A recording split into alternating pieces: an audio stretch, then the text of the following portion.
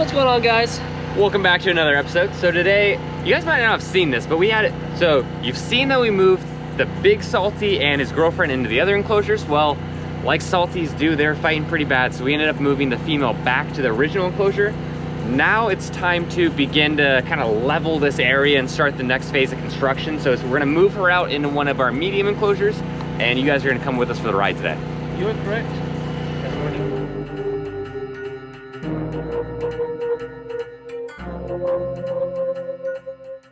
All right, so now that we got the pond drained enough, you can actually see her laying on the bottom right here. So what we're gonna do is we're gonna try to slowly slip the noose over her. And what that'll do is just give us a chance to do a nice clean hookup on her. Just because obviously she's settled down, and if we do this slow and steadily enough, she'll just wanna chill out there. Sometimes they'll back up a little bit, like see how it's catching a little bit. So usually if they feel resistant, it kind of freaks them out, but she's also on the bottom, so she's a lot calm. All right, so we are on. Okay, so what we're gonna do, so Ryan is a great position there because her head's facing that way, so you wanna pull behind her. So obviously, what we'll do is we'll feed this down, and then pull.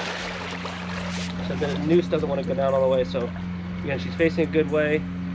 So we'll use this to set it down. Perfect.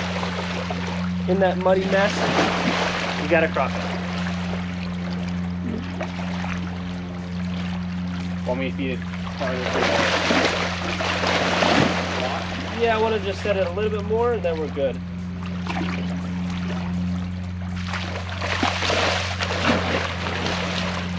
You gotta be careful too. Is obviously if they feel like they're, you gotta be careful too, because if they feel like they got nowhere else to go in here, then that's when they could shoot out, and obviously we are right on the bank.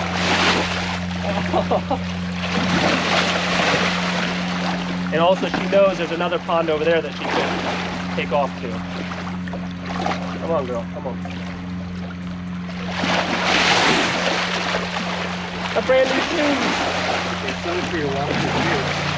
The waterproof on the bottom, but not when water shoots up the top.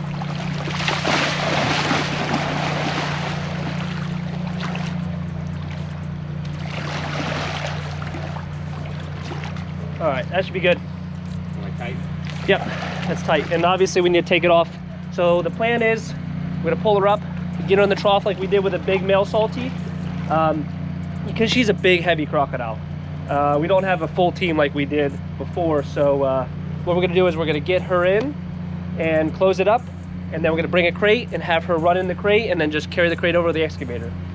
So as you can see, I know her head's that way. So here's your beautiful tail.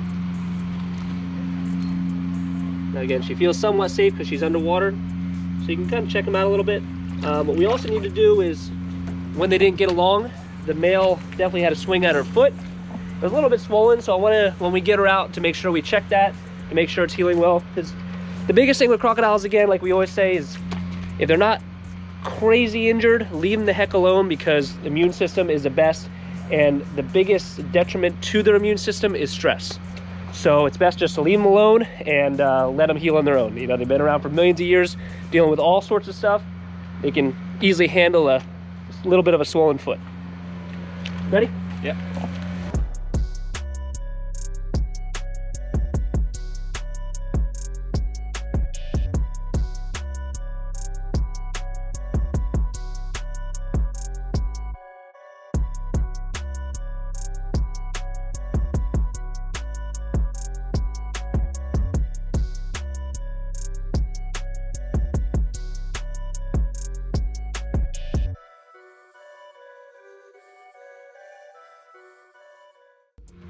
So she's dead tired. She is not helping us at all. So she's complete dead weight. So what we're gonna do is we're gonna get on top of her, tape her, and then put her in the trough.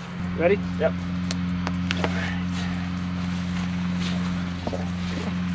Let's get that out of her mouth. She ain't gonna take that. Where's your knife, Ryan? Yep. Oh, where's the tape? Let's tape her up first. Knife is open. Yeah, so Right. she is she's really exhausted, so we can tape her up and at least get the rope out of her, on off of her, and then we'll go from there. All right, knife. Thank you.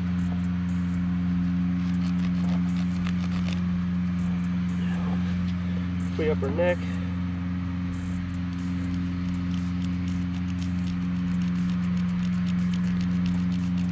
Now, it didn't go quite as planned, and she's gonna be heavy, so this should be fun. Yeah.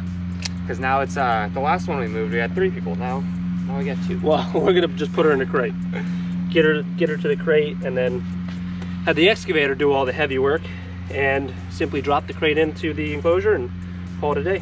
I mean, at this point, You have to untape her. she's tired, so we might have to just feed her in the crate. Yeah. Just because I'm worried if we put her in the trough, she'll just sit there. So it's best to get her in the crate and then go for the. Ryan, can you scoot up? Yeah. And then I'm gonna check her neck. Ready? Yep. Where's that knife on you again? Right here. Yeah, left pocket. Oh my gosh, Ryan. What? There's so many freaking know. burrs There's like on your 100. back. I'm gonna cut this off here. You good, Ryan? Yeah. Can you move up to the jaws and just hold them so they don't swing? Okay. Thank you. No, I have to. You good? Yep. All right, so let's talk about a couple things with her while we have her. We'll check her feet. So this, you can see this is the injury right here that the male grabbed her. This was obviously way worse. It is healing up really nicely. Now this one, you can see this one is a little less swollen, so I just used this one as my control to determine how much more swollen this one is, and it's really not bad at all. This whole swollen was to the point, this foot was so swollen that I was almost locked backwards because it was so much swelling. Now obviously you can see she has pretty much full mobility of this leg again, and that bite is healing up tremendously. Now obviously another component of her, 2 years ago she was defending the nest and came over and rushed over as the big male was having a feeding response, and he actually grabbed her snout here and broke it off. Now what's incredible is it was broken almost to the nose, because I was worried about the nasal cavity, if that was going to be affected if she could not submerge anymore, but she can. And what's crazy is it's not only healing back, but there's also teeth growing out of it too. So again, like I've said before, the immune system on these animals is literally second to none. It is absolutely incredible what they can come back from, and how well they can heal. So it's just a great testament to leaving these animals alone, as long as it's not overly, critical. Because I've seen there's videos of crocodiles during feeding, one grabbing the other one's leg, twisting it off, and the one that lost its leg is still eating and continues to eat. So it's amazing how bulletproof these guys are. Help from my lovely assistant Carlos, bringing the crate in. So again, with crocodiles, with dealing with such big animals, you have to work on the fly. You have a plan and you kind of stick somewhat to the plan and then improvise along the way. And unfortunately, that's exactly what we have to do. So she's way too tired to go in the crate and then hope that she'll walk back go in the trough and then walk back into the crate. So what we're gonna do is we're gonna help her in the crate and then take the crate over to the new enclosure and drop her in. All right, ready, Ryan? Yeah, I guess so. It's gonna be heavy. Head or tail? Whatever you don't want. I'll get the head. As always. As always. I'll get the head.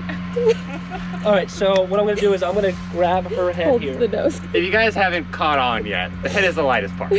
The head is the lightest part. It's the most dangerous part. That's You see these teeth sticking out? Dangerous. He's a spitting crocodile. Danger, Carlos. danger. Alright, how do you want to do this? So I'm gonna grab the snout here, you hop off. We're Yeah. gonna swing the rope, swing the head. Swing the rope. Why did I say? Yeah, The rope? The tail. The tail's the rope? Swing the rope thing back there and swing the head. And you'll get the first 2 inches of the head. Yeah, I'm gonna turn her head here to here, and you have to just probably go about 8 to 10 feet. I just have to go about 8 to 10 inches. So Okay, yeah. well let me know when you're ready. So, but if you want, I can do the head. Would you like me to do the head? Yeah. Okay. All right. So, what we're gonna do is we're gonna swing her. You ready? 1, 2, 3. And she likes to roll, so I'm actually surprised she's being so well behaved. All right, Ryan, if you could come up here, I'm gonna feed her in. Ready? So grab the front leg like this, and grab the jaw, and then just push her up. Ugh. Easy, girl. All right. All right, ready, Ryan? Yep. If you want to guide her in.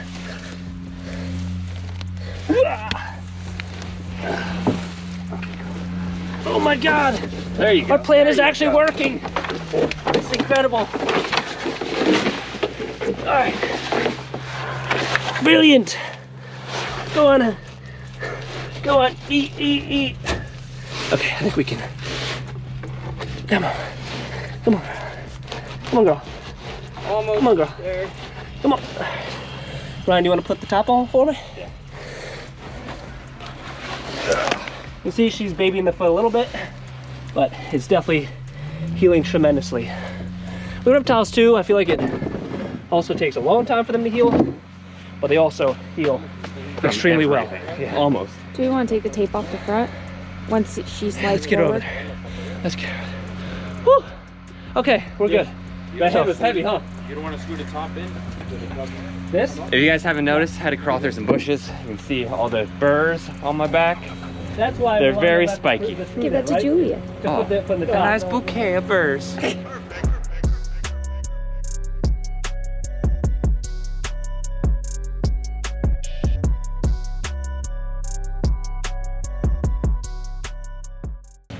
Alright, so now what we're gonna do is we're gonna get her up, take the tape off, and then just keep working her out until she goes in the water.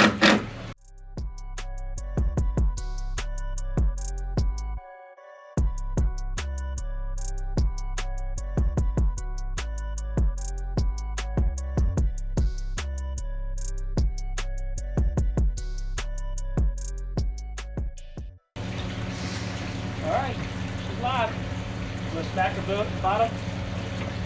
Smack the boot. Smack the bottom.